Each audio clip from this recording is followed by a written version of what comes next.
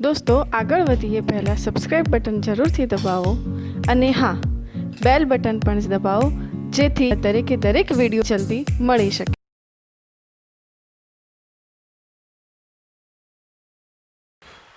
વિદ્યાર્થી મિત્રો, ગઈકાલે આપણે ક્રમચય સંચયની પ્રાથમિક સમજમાં ક્રમ ગુણિત એન એટલે કે એન ફેક્ટોરિયલની આપણે ચર્ચા કરી।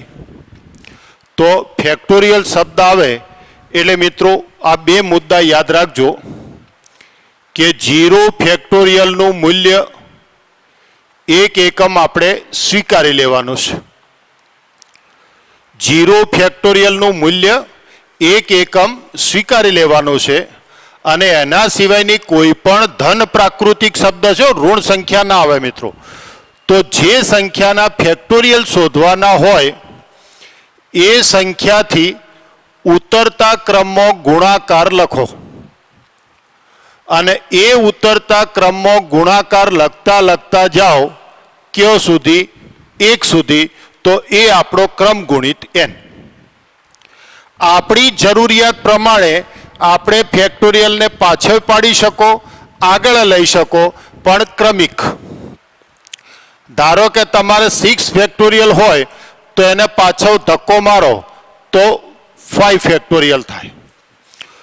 કોઈ કે સાહેબ 2 વખત પાછો પાડવો છે તો એક ધક્કો તો 6, બીજો ધક્કે 5, તો પછી 4 ફેક્ટોરિયલ લખવાના। એટલે ફેક્ટોરિયલને તમે ધક્કા મારીને પાછળ પાડી શકો પણ ક્રમિક, વચ્ચે કોઈ સંખ્યા તૂટવી ના જોઈએ અને તમે ધક્કો મારીને આગળ લઈ શકો। આ રીતે મિત્રો કે 6 × 5 ફેક્ટોરિયલ છે તો 5 ફેક્ટોરિયલ × 6 લખાય કે ના લખાય? તો મિત્રો 5 કરતા 6 કેવા? એક એકમ મોટા। એક એકમ મોટા હોય તો ફેક્ટોરિયલ આગળ જતો રહે એટલે એને શું લખાય? 6 ફેક્ટોરિયલ। જુઓ 6 × 5 ફેક્ટોરિયલ એટલે 6 ફેક્ટોરિયલ લખાય।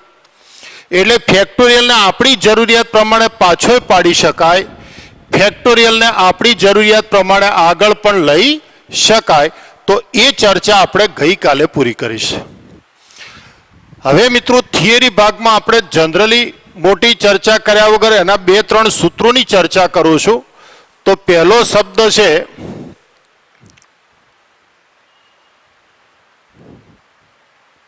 સુરેખ ક્રમચય। હવે મિત્રો ક્રમચય છે એને ગુજરાતી ભાષામાં બીજો શબ્દ કહેવો હોય તો ગોઠવણ કરવી, ગોઠવવું, અને અંગ્રેજીમાં કહેવું હોય તો પરમ્યુટેશન કહે છે એને।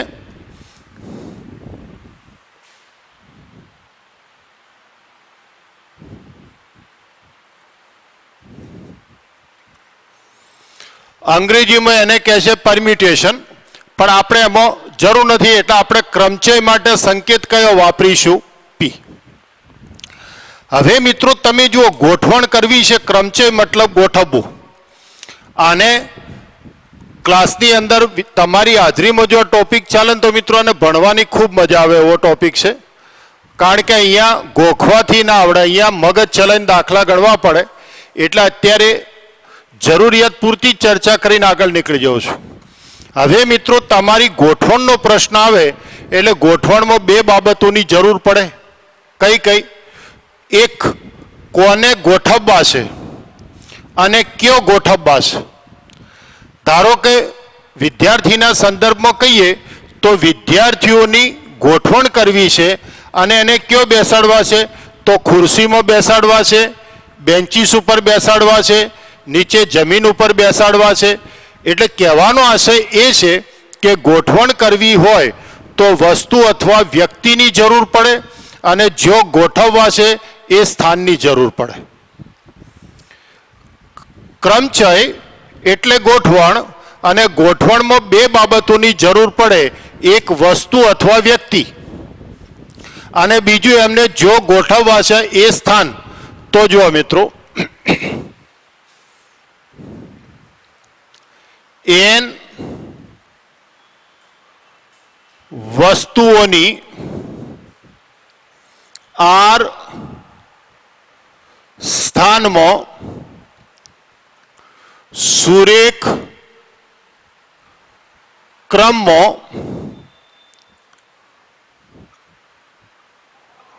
પુનરાવર્તન વગર ગોઠવણના કુલ પ્રકારોને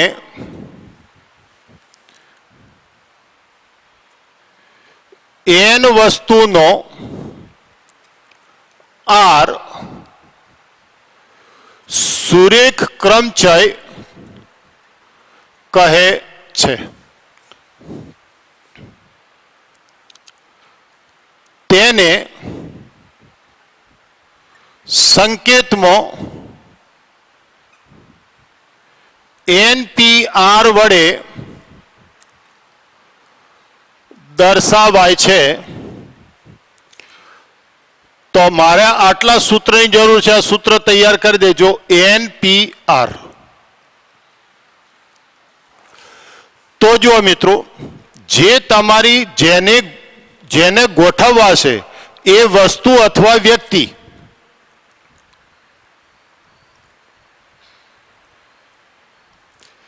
તો વસ્તુઓની સંખ્યા એ પહેલા લખવાની, પછી P એટલે પરમ્યુટેશન ક્રમચય, અને પછી લખવાની સ્થાનની સંખ્યા. જોજો મિત્રો, ધ્યાનથી સમજતા રહેજો. આ સૂત્રોની ક્લિયરિટી મગજમાં બરાબર કરી દો અને આ સૂત્ર તમે હાલ તૈયાર કરી દો. આની ચર્ચામાં જતો નથી એટલે શું આપણે થિયરીમાં થોડું કામ ઝડપી કરીએ. તો મિત્રો, NPR છે ને એ ઘણી બુકો અમે લખે છે NPR. ઘણી બુકો N ઉપર લખે, P લખે ને R લખે. ઘણી બુકો NPR લખે. જેમ લખો એમ ચાલે. આપણે તો N અને R ની વચ્ચે P હોય એટલે ક્રમચય. આ યાદ રાખજો. તો ક્રમચયની અંદર સૌથી પહેલા વસ્તુ આવે અને પછી શું આવે? સ્થાન. તો હવે એનું સૂત્રાર્થ યાદ રાખો. તો જેટલી વસ્તુ હોય એટલા ફેક્ટોરિયલ અંશમાં લખો. જેટલી વસ્તુ હોય એટલા ફેક્ટોરિયલ અંશમાં અને બેની બાદ બાકી જેટલા ફેક્ટોરિયલ છેદમાં. બેની બાદ બાકી જેટલા ફેક્ટોરિયલ કયો લખો? છેદમાં. જ્યાં 0 less or equal to R less or equal to N. આ મિત્રો આપણી શરત છે NPR ની. તો આ મિત્રો જે સૂત્ર છે એ આપણા માટે સૌથી અગત્યનું સૂત્ર છે મિત્રો. કે NPR નું સૂત્ર શું?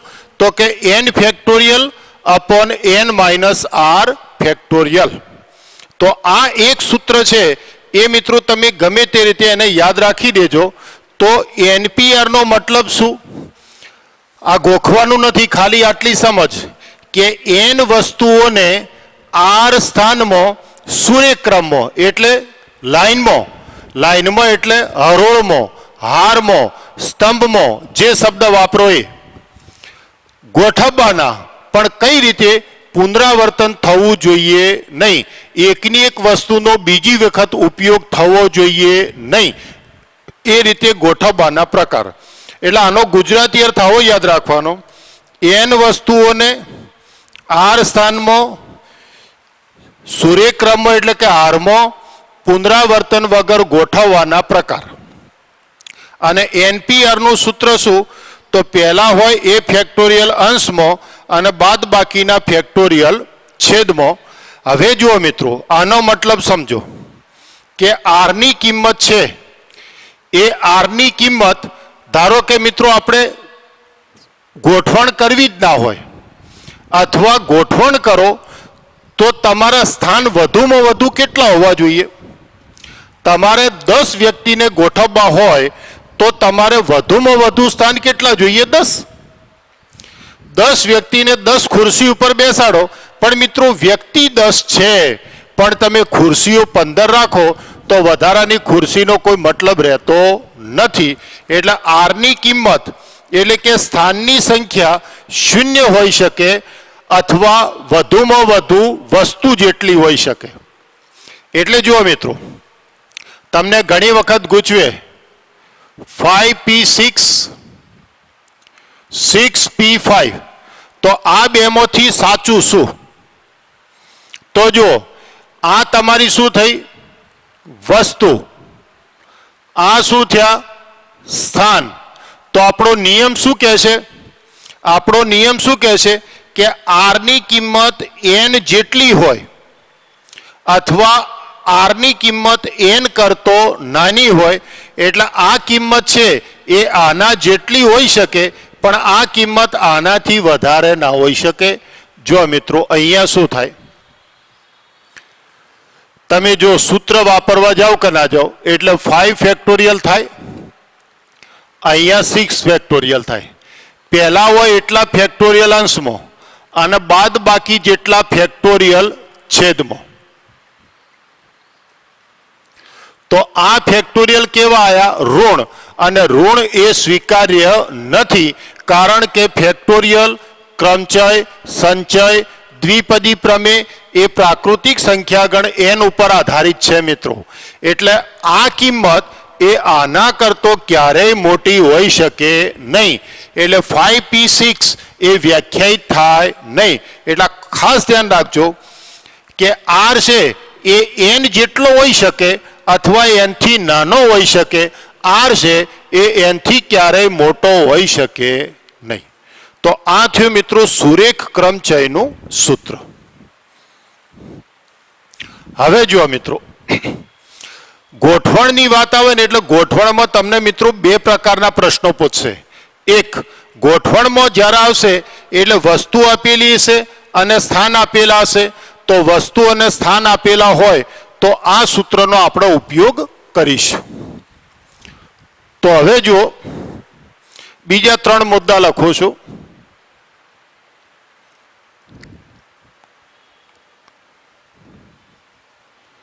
n વસ્તુઓની હારમાં ગોઠવણના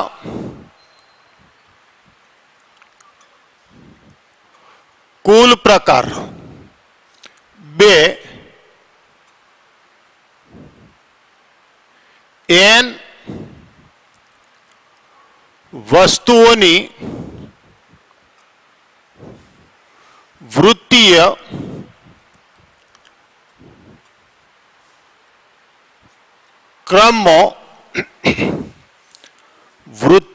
ક્રમમાં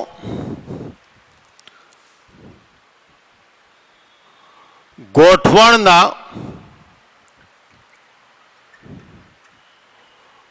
કુલ પ્રકાર અને ત્રીજું,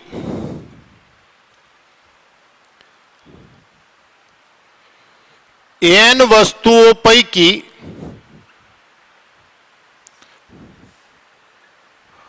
r વસ્તુઓનું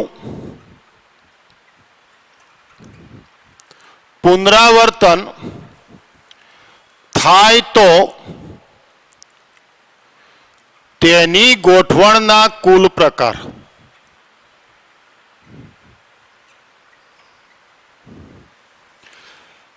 મિત્રો જો અહીંયા તમારે જ્યારે ગોઠવણની વાત કરી તો સુરેખ ક્રમચય શબ્દ વાપર્યો, તો એમાં આપણે સ્પષ્ટતા કરી કે પુનરાવર્તન વગર પુનરાવર્તન શક્ય બને નહીં.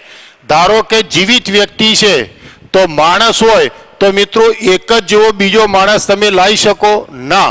પણ મિત્રો લખોટીની રમત છે, દડાની રમત છે, પત્તાની રમત છે, તો એની અંદર એકનું એક પત્તું બીજી વખત પસંદ થઈ શકે, એકની એક લખોટી 2 વખત આવી શકે. તો એ સંજોગોમાં તમારું પુનરાવર્તન જો થતું હોય તો આ 3 સૂત્રો તમારે ખૂબ ધ્યાનથી સમજવાના છે. એના દાખલા મિત્રો જે તે વખતે ગણાય. હાલ 3 મુદ્દા લખાવું છું. હવે જુઓ, ગોઠવણ કરવાની છે કયો? હારમાં. કોને ગોઠવવાની છે? વસ્તુને. તો કેટલી વસ્તુ છે? n. પણ મિત્રો સ્થાનની સંખ્યા આપેલી છે. n વસ્તુઓ છે પણ તમને સ્થાનની સંખ્યા આપેલી છે ના. તો તો મિત્રો અમુક વસ્તુ આપણે સ્વીકારવાની રહેશે કે કલનશાસ્ત્ર હોય અને કલનશાસ્ત્રમાં લોગનું વિકલન કરવું હોય તો એનો આધાર ઈ હોવો જોઈએ. ત્રિકોણમિતીય વિધેય હોય એનું વિકલન કરવું હોય તો તમારું ખૂણાનું મૂલ્ય રેડિયનમાં હોવું જોઈએ. આ એના નિયમો સ્વીકારેલા છે. એમ મિત્રો અહીંયા જ્યારે તમને વસ્તુ આપેલી હોય પણ સ્થાન આપેલા ના હોય તો એ સંજોગોમાં તમારે સ્થાન અને વસ્તુ એ સરખી લઈ લેવાની.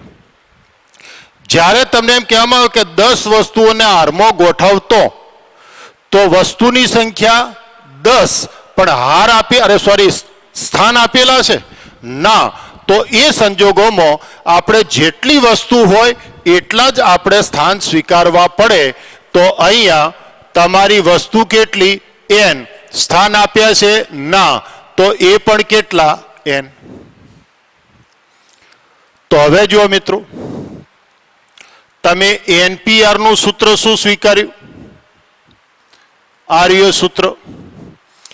તો NPN નું સૂત્ર શું થાય મિત્રો? તો કે n factorial n minus n factorial n factorial 0 factorial 0 factorial એટલે 1 એટલે n ફેક્ટોરિયલ એટલે બરાબર શું થયું? n ફેક્ટોરિયલ છે. તો હવે મિત્રો કોઈ પણ જગ્યા દાખલો આવે તો તમારે આવું કોઈ સૂત્ર નહીં વાપરવાનું. તમને એમ કહેવામાં આવે કે 10 વસ્તુઓને હારમાં ગોઠવવાના કુલ પ્રકાર, તો જેટલી વસ્તુ એટલા ફેક્ટોરિયલ. n વસ્તુ તો n ફેક્ટોરિયલ, 5 વસ્તુ 5 ફેક્ટોરિયલ, 10 વસ્તુ 10 ફેક્ટોરિયલ, સીધો જવાબ. એટલે હેતુલક્ષી માટે સૂત્ર કામમાં આવી શકે મિત્રો. તો પહેલું સૂત્ર એમ કહે છે કે વસ્તુ આપેલી હોય, સ્થાન આપેલા ના હોય તો જેટલી વસ્તુ હોય એટલા જ સ્થાન લો અને એના સૂર્યક્રમમાં હારમાં ગોઠવવાના પ્રકાર એ જેટલી વસ્તુ એટલા ફેક્ટોરિયલ. હવે મિત્રો ગોઠવણી છે પણ આ હરોળમાં હરોળ, હાર, સ્તંભ, સીધી લીટી જે શબ્દ વાપરે, અહીંયા કયો શબ્દ વાપરે? વર્તુળાકાર, ગોળ, વૃત્તીય જે શબ્દ વાપરે. તો એની ગોઠવણ આપણે કરવી હોય તો મિત્રો તો એક આપણને પ્રશ્ન નડે. ધારો કે હારમાં ગોઠવવાના હોય તો હાવ હું ઊભો એ શરૂઆત, તો આમ ગોઠવો તો અહીંથી શરૂઆત થઈને આમ ગોઠવતા ગોઠવતા ગયા. એટલે હારમાં ગોઠવણ કરતા હોય એટલે શરૂઆતે હોય એનો અંતે હોય મિત્રો. પણ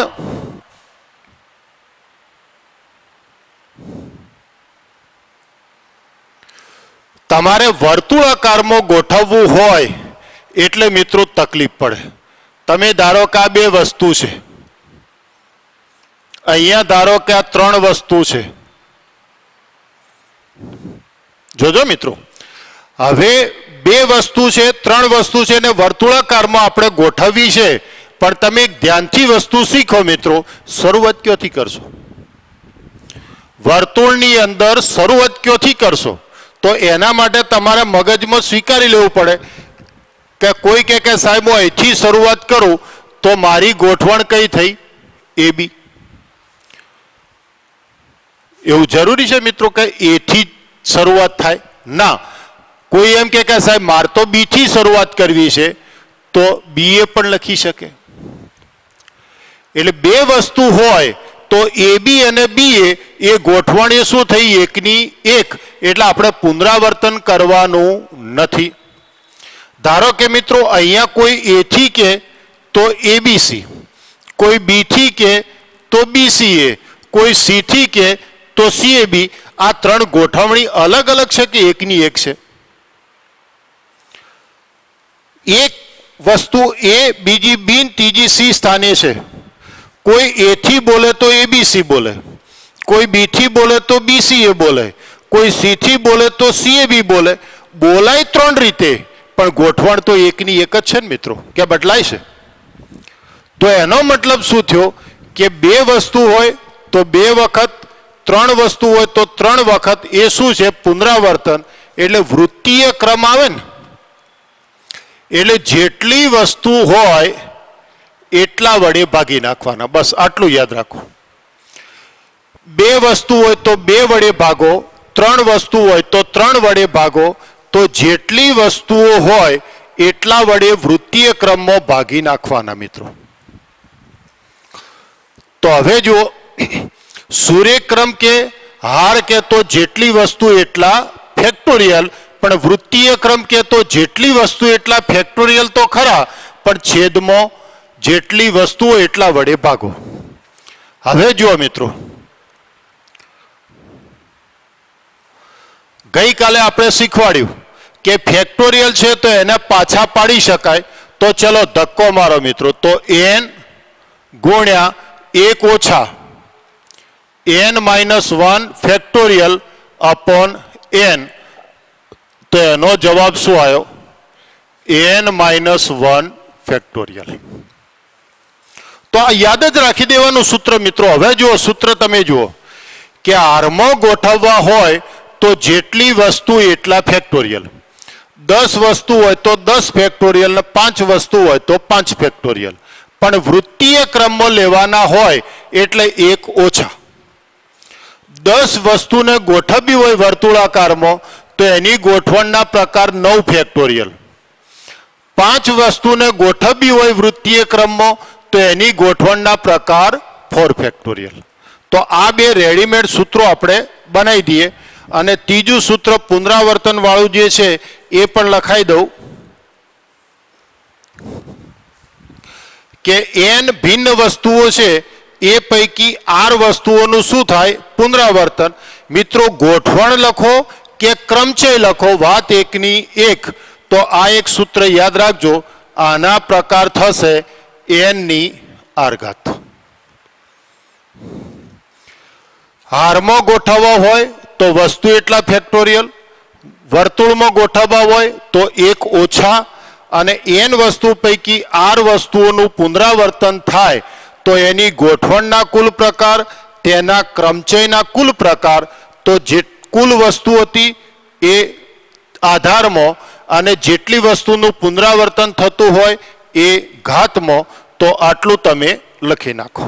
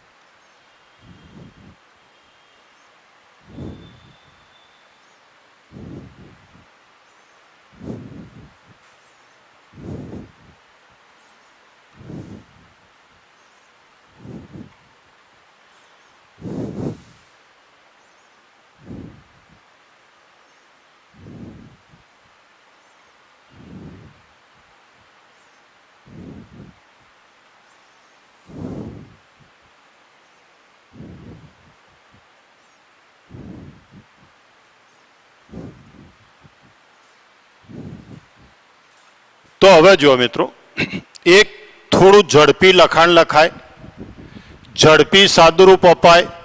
કેમ? કારણ કે આનો ઉપયોગ આપણે દ્વિપદી પ્રમેય છે, આનો ઉપયોગ આગળ જતો સંભાવનામાં એની અંદર આનો ઉપયોગ છે. એટલે આનું ઝડપી મૂલ્ય લખવું હોય તો હવે આપણે ધ્યાન રાખો મિત્રો કે અહીંયા r એટલે કેટલા એ આપણે જાણતા નથી. એટલે જો આપણે r નું મૂલ્ય અજ્ઞાત હોય, એટલે કે અજ્ઞાત એટલે r નું મૂલ્ય જાણતા ના હોય, તો તમારે NPR નું આ સૂત્ર વાપરીને દાખલો ગણવાનો.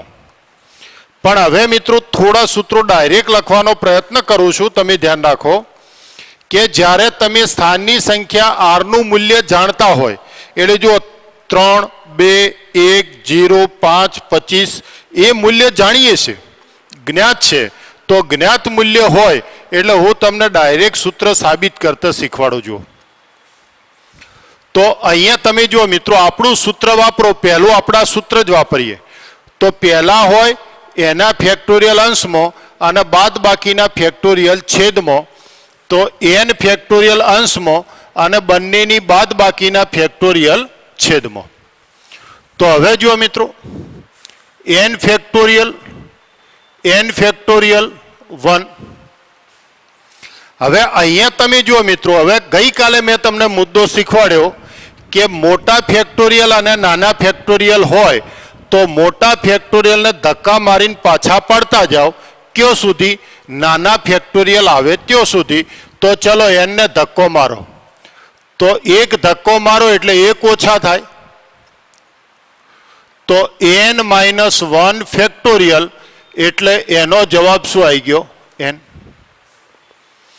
ચલો મિત્રો આને ધક્કો મારો તો n, ફરી એક ધક્કો મારો n-1, ફરી એક ધક્કો મારો n-2, તો n-2 ફેક્ટોરિયલ. તો તમારો જવાબ શું આવ્યો? n-1. ચલો મિત્રો ધક્કો મારો n, ફરી એક ધક્કો મારો n-1, ફરી એક ધક્કો મારો n-2, ફરી એક ધક્કો મારો n-3, છેદમાં n-3 ફેક્ટોરિયલ. તો તમારો જવાબ શું આવ્યો? n-1, n-2. તો આ મિત્રો શું તમારે સાદુરૂપ લખવું પડે. હવે જો હું સૂત્ર બનાવતા શીખવાડું તમને, તો આનો જવાબ આવ્યો 1 n-1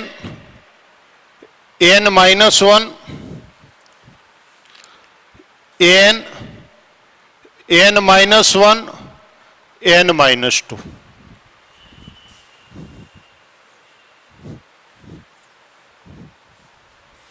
તો હવે જો મિત્રો કોઈ કે સાહેબ અમારે યાદ રાખવું હોય તો કઈ રીતે યાદ રાખવાનું? તો જો મિત્રો 0 આવે એટલે 0 ફેક્ટોરિયલ તો આપણે શું સ્વીકાર્યા? 1. એટલે np 0 હોય એટલે એનો જવાબ તો 1 લખી જ દેવાનો, કોઈ પણ જવાબ. એમ ધારો કે 6p0 હોય, 10p0 હોય, kp0 હોય, np0 હોય, તો આ બધાનો જવાબ 0 સ્થાન હોય એટલે એનો પ્રકાર કેટલો લખી દેવાનો? 1 એકમ. પછી તમે r ની કિંમત જાણતા હોય તો હવે નિયમ બનાવજો મિત્રો. હવે ડાયરેક્ટ લખતા શીખીએ છીએ તો તમારી જેટલી વસ્તુ હોય એટલી વસ્તુ તમારે લખી દેવાની. જોજો મિત્રો, જેટલી એટલે પછી શું થોડું ડાયરેક્ટ લખાણ લખવું છે. જેટલી વસ્તુ હોય એટલી વસ્તુથી શરૂઆત કરો. ધારો કે 6 છે આ રીતે મિત્રો, તો શરૂઆત ક્યોથી કરો? 6 થી. ધારો કામ છે તો શરૂઆત ક્યોથી કરો? 10 થી. તો જેટલા સ્થાન જેટલી વસ્તુ હોય એ વસ્તુથી શરૂઆત કરવાની. અને આપણો ક્રમ કયો? ફેક્ટોરિયલ પ્રમાણે ઉતરતો. તો પછી ઉતરતા ક્રમમાં તમારે સંખ્યાઓ લખતા જવાનું. પણ ઉતરતા ક્રમમાં કેટલી સંખ્યાઓ લખવાની? તો જેટલી r ની કિંમત હોય એટલી. તો જો અહીંયા r ની કિંમત કેટલી? 1. તો અહીંયા કેટલી સંખ્યા લખવાની? 1. અહીંયા r ની કિંમત કેટલી? 2. તો કેટલી સંખ્યાઓ લખવાની? 2. પણ કયા ક્રમમાં? ઉતરતા. તો મિત્રો આનાથી 1 ઓછી એટલે n-1. r ની કિંમત કેટલી? 3. તો ઉતરતા ક્રમમાં કેટલી સંખ્યાઓ લખવાની? 3. તો મિત્રો n થી નાની n-1, થી નાની n-2. તો આ રીતે તમે ડાયરેક્ટ લખી શકો. જોઈ લો જવાબ. તો હવે જો હું તમને ડાયરેક્ટ અહીંયા લખતા શીખવાડું મિત્રો, એટલે આ શું લખાણ તમને ફાયદે ને તો મિત્રો થોડું લખાણ આપણું ટૂંકું થાય.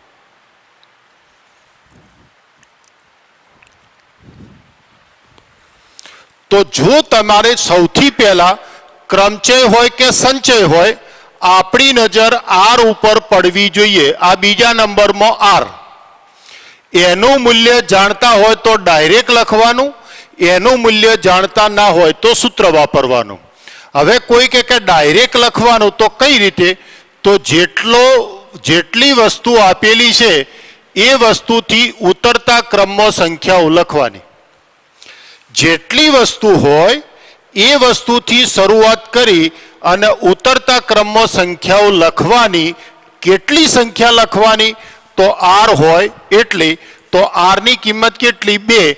તો અહીંયા 2 સંખ્યા લખવાની. r ની કિંમત કેટલી? 3.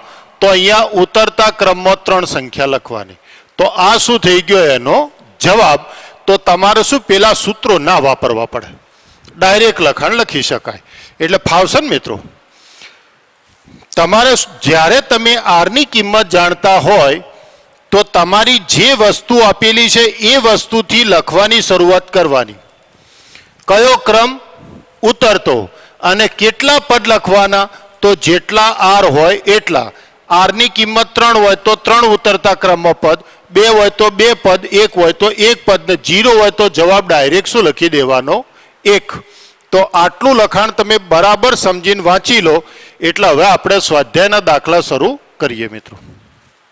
તો હવે જો મિત્રો, કોઈને એમ કહે કે સાહેબ સ્વાધ્યાય 7.1 કયો ગયું? તો મિત્રો મેં તમને કીધું ને કે હાલ મારે દ્વિપદી પ્રમેય, સંભાવના, એમાં જેટલી જરૂર છે એટલા ક્રમચય સંચયની જ હાલ ચર્ચા કરું છું. તો 8 ફેક્ટોરિયલ. તો મિત્રો આપણે ગઈકાલે ફેક્ટોરિયલની ચર્ચા તો કરી દીધી કે 8 ફેક્ટોરિયલનો મતલબ શું? તો જે સંખ્યા આપેલી હોય ત્યાંથી ઉતરતા ક્રમમાં પદ લખવાના અને ઉતરતા ક્રમમાં પદોનો ગુણાકાર કયો સુધી લખવાનો? તો જો સુધી 1 ના આવે ત્યો સુધી.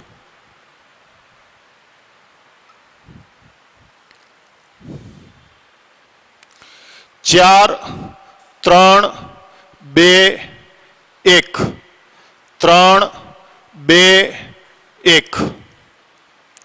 એટલે આવશે 24, 6 એટલે 18. આ રીતે મિત્રો અહીંયા જે ગુણાકાર આવે એ તમે લખી નાખજો. તો ફેક્ટોરિયલનો અર્થ તો ખબર પડશે ને મિત્રો? આપેલી સંખ્યાથી ઉતરતા ક્રમમાં 1 સુધીનો ગુણાકાર જે આવે એ તમારો જવાબ. હવે અહીંયા જુઓ મિત્રો કે અહીં 3 ફેક્ટોરિયલ પ્લસ 4 ફેક્ટોરિયલ. તો મિત્રો 3 થી ઉતરતા ક્રમમાં ગુણાકાર લખો કયો સુધી 1 આવે ત્યો સુધી. તો 6 વત્તા 24 એટલે 30.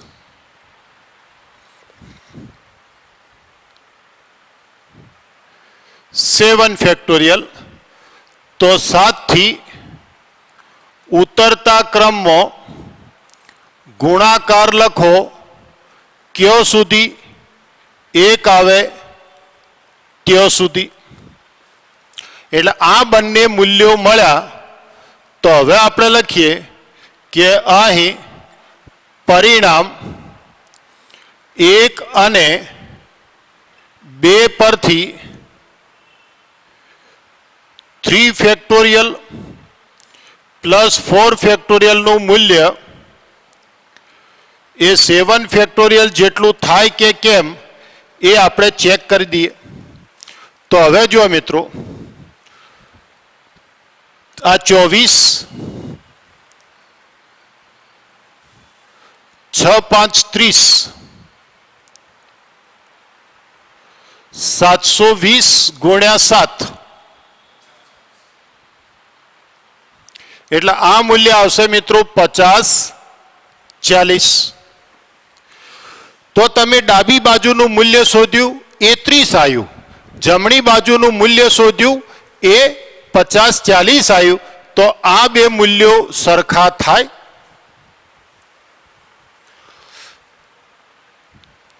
એ મિત્રો આપણે ધ્યાનથી જોઈ લઈએ.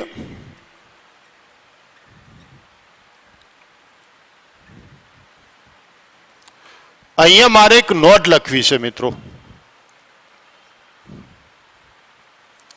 કે મિત્રો તમે ઘણી વખત ઉતાવળમાં શું કરો ખબર છે કે 3 ફેક્ટોરિયલ વત્તા 4 ફેક્ટોરિયલ એટલે 7 ફેક્ટોરિયલ એનો મતલબ ફેક્ટોરિયલનો સીધો સરવાળો ન કરી શકાય આ ખાસ યાદ રાખજો મિત્રો નહીતર ઘણા શું કરે કે સાહેબ 3 વત્તા 4 એટલે 7 ફેક્ટોરિયલ તો મિત્રો ફેક્ટોરિયલનો સીધો સરવાળો શક્ય બનશે નહીં તમે એમ કહો કે સાહેબ આ રીતે મિત્રો દાખલા તરીકે m factorial plus n factorial હોય અને તમે એમ કહો કે સાહેબ બેનો સરવાળો કરી દો તો મિત્રો આવો સરવાળો ફેક્ટોરિયલમાં શક્ય બનશે નહીં આ ખાસ ધ્યાન રાખો અને ત્રીજો ટૂંકો દાખલો છે એ ગણી દઉં કે અહીં 8 ફેક્ટોરિયલ 6 ફેક્ટોરિયલ 2 ફેક્ટોરિયલ તો હવે મિત્રો મેં તમને વાત કરી એ પ્રમાણે કે જ્યારે અંશ અને છેદમાં ફેક્ટોરિયલ આપેલા હોય જ્યારે નાના અને મોટા ફેક્ટોરિયલ હોય ત્યારે તમારે શું કરવાનું તો મોટા ફેક્ટોરિયલને પાછા પાડવાના ક્યાં સુધી નાના ફેક્ટોરિયલ આવે ત્યાં સુધી તો 8 ને પાછા પાડો તો 8 7 6 આ 6 તો છે જ અને મિત્રો 2 ને પાછા પાડો તો 2 ગુણ્યા 1 એટલે 6 ફેક્ટોરિયલ તો સીધા જતા રહ્યા તો 4 ગુણ્યા 7 એટલે જવાબ શું આવ્યો 28 તો આટલું લખી દો એટલે 2 ટૂંકા દાખલા મિત્રો હું ગણાઈ દઉં એટલે આ સ્વાધ્યાય આપણું પૂરું થઈ જાય જો મિત્રો 2 સરળ દાખલા છે એ આપણે ગણી દઈએ તો આપણે કીધું કે જ્યારે મિત્રો ફેક્ટોરિયલ આપેલા હોય એટલે આપણે શું કીધું કે મોટા ફેક્ટોરિયલને પાછા પાડો ક્યાં સુધી નાના ફેક્ટોરિયલ આવે ત્યાં સુધી તો આને પાછા પાડો તો 7 × 6 ફેક્ટોરિયલ અહીંયા પાછા પાડો તો 8 7 × 6 ફેક્ટોરિયલ ચલો મિત્રો અહીંયા 1/6 ફેક્ટોરિયલ શું લઈ લો કોમન તો અહીંયા શું વધ્યું 1 અહીંયા શું વધ્યું 1/7 તો x 8 7 6 ફેક્ટોરિયલ લખાય એટલે મિત્રો શું થયું 6 ફેક્ટોરિયલ કેન્સલ એટલે અહીંયા શું થયું 7 + 1/7 તો x 8 × 7 તો અહીંયા જવાબ શું આવ્યો 8 બરાબર x/8 લખાય કારણ કે 7 7 ગયા તો જવાબ આવ્યો 8 × 8 બરાબર x તો અહીંયા મિત્રો x બરાબર શું આવ્યું 64 એટલે તમારો એક જ નિયમ કે મિત્રો જે ફેક્ટોરિયલ મોટા હોય એ ફેક્ટોરિયલને ધક્કા મારી નાના ફેક્ટોરિયલ સુધી પાછા પાડો અને પછી નાના ફેક્ટોરિયલને કેન્સલ કરો હવે એ જ રીતે જુઓ n અને r ની કિંમત મૂકી કે ના મૂકી તો હવે તમે મોટા ફેક્ટોરિયલ છે 6 તો એને પાછા પાડો ક્યાં સુધી નાના ફેક્ટોરિયલ આવે ત્યાં સુધી એટલે એ કેન્સલ થઈ ગયા તો તમારો જવાબ શું આવ્યો 6 × 5 એટલે 30 તો એ તમારો શું થઈ ગયો જવાબ મિત્રો આ એક હું ચર્ચામાં થોડું ધ્યાન રાખજો ચૂકી ગયો છે એક જ મિનિટ જોઈ લેજો તમે આ સૂત્ર જ્યારે જ્યારે વાપરો ને એટલે r અને n ની કિંમત કયા ગણમાં લેવાની પ્રાકૃતિક સંખ્યા ગણ n માં જો r 0 હોઈ શકે બરોબર તો n ની કિંમત n ગણમાં હોવી જોઈએ r ની કિંમત પણ n ગણમાં હોવી જોઈએ પણ r ની કિંમત વધારામાં 0 હશે તો ચાલશે તો લખી નાખો મિત્રો.